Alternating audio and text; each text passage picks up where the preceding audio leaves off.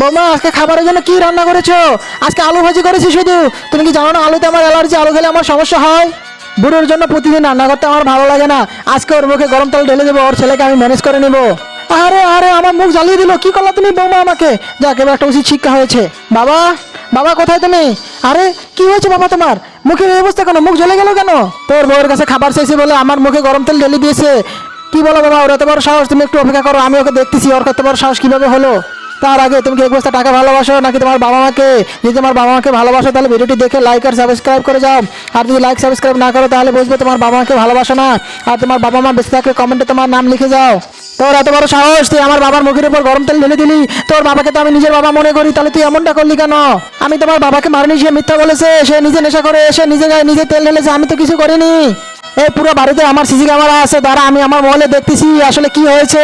এই যে দেখ, ক্যামেরাতে সবকিছু দেখা যাচ্ছে। তোরা এত বড় সাহস, তুই আমার বাবার শরীরে তেল মেরেছিস। আমি আর তোরাকে রাখবো না, তুই যা, বের হয়ে যা আমার বাসা থেকে। প্লিজ আমাকে ক্ষমা করে দাও, এই ভুল আর আমি আর করবো না। না, তোর মতো পাপের কোনো ক্ষমা নেই।